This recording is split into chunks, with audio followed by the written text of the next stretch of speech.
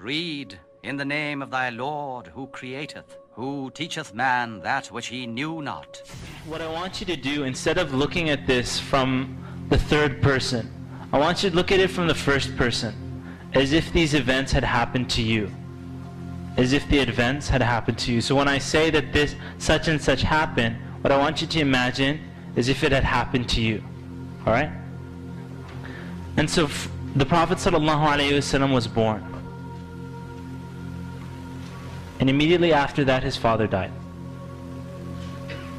And so the Prophet ﷺ grew up with no father. He was raised by his mother. And at a very young age, the Prophet ﷺ lost his mother as well. And so now, even in his infancy, when he's just in the age of around 6 years old, 7 years old, he's now going into the world with no mother and no father. And so his grandfather begins to take care of him and love him, Abdul Muttalib. And as Abdul Muttalib is taking care of him, Abdul Muttalib soon dies as well. And now he's lost his father, who he never knew. He's lost his mother, and he's lost his grandfather. And he's an orphan in Mecca. His uncle Abu Talib begins to take care of him. The Prophet ﷺ was never known for any of the vices that the Quraysh were known for, the people in Mecca. They would drink alcohol, or they would drink alcohol or bury their women, or whatever it was that the Prophet ﷺ had nothing to do with that. He was, as they knew him to be, the most trustful person in their entire society. As-Sadiq al-Amin. Not only that, but when Khadija radiallahu anha, who was a very successful businesswoman in Mecca, she would send out the caravans, she noticed that this was a man that was of the most, or the most trustworthy amongst all the men. And so she placed him in charge of her caravan that would go to Syria and come back. And so the Prophet ﷺ at that time hadn't received revelation. He was 25 years old. He took care of her caravan, and where everybody else was just going, making a profit and coming back with the Prophet, the Prophet ﷺ went to Syria, made a profit, and then bought items. And then when he came back to Mecca, he also sold it in Mecca. So he got double the profit. Khadija radiallahu anha asked her uncle to speak to Muhammad sallallahu alayhi wasallam about getting married. And they got married. It was his first wife, Khadija radiallahu anha. And from Khadija he had the majority of his children. When the Prophet sallallahu alayhi wasallam received revelation towards age 40, the Prophet ﷺ used to go up to a cave. And that cave, till today, if you go to the Kaaba and you're standing in the Kaaba, you will notice all these huge hotels around the Kaaba. I think they're building a new hotel there. It's huge. But there's still a mountain that you can see right when you're doing tawaf.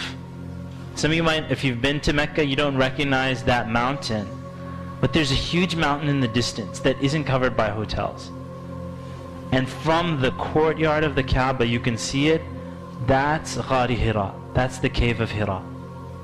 And that's where the Prophet ﷺ, it's an extremely difficult climb. Right? If you're thinking, yeah, I want to go visit there, it's maybe an hour walk upwards. It's extremely high, bigger than those high hotels. The Prophet ﷺ used to go there and worship. At-Tahannuth. And you'll see this in Sahih Bukhari. It's one of the first hadiths. The Prophet ﷺ, he loved to go up into the cave of Hira and contemplate the situation that his people and humanity was in, and the vices that were happening, and so on. And on that mountain, the Prophet ﷺ, you can imagine the fear that comes to a person when you're just alone in a cave on the top of a mountain, and then a man appears. And then the man is telling him to read. And so the Prophet ﷺ said to him, he said, I can't read. And a lot of people forget this part about that story, and many of you are familiar with it. Jibreel alayhi salam, Angel Jibreel, he grabbed the Prophet ﷺ and he squeezed him. and he pressed him so hard. So not only the fear of seeing that person there, but he pressed him so hard until the Prophet ﷺ said, I felt I was gonna die. And then he let go of him. And then he said, read. And the Prophet ﷺ said, I can't read. And then he squeezed him again until the Prophet ﷺ said that I felt I was gonna die. And then he said to him, read. He said, I can't read. And then he pressed him again until he felt he was gonna die. And then Jibreel alayhi salam told him, اقرأ باسم ربك الذي خلق خلق الإنسان من علق اقرأ وربك الأكرم الذي علم بالقلم علم الإنسان ما لم يعلم.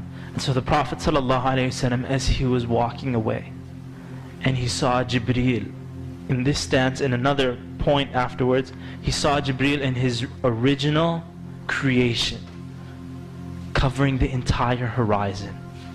Nobody saw Jibreel, but the Prophet ﷺ saw him. And so he came home frightened. And his wife Khadija, she said, what's wrong? And he said, just cover me up. And he was shaking. He said, Zammiluni, Zammiluni. He said, just cover me up. The Prophet ﷺ was so scared about what had taken place. And in fact, after that, Khadija radiallahu anha, you'll see in the seerah, she said, Allah would never do this to you. Allah would never disgrace you or humiliate you, because you fulfill the ties of kinship. You're good to the orphans. If anybody needs help, you're the one who helps them. You feed them, you take care of them, you will never be humiliated by Allah subhanahu wa ta'ala. And so the Prophet sallallahu alayhi wasallam, after that, revelation discontinued.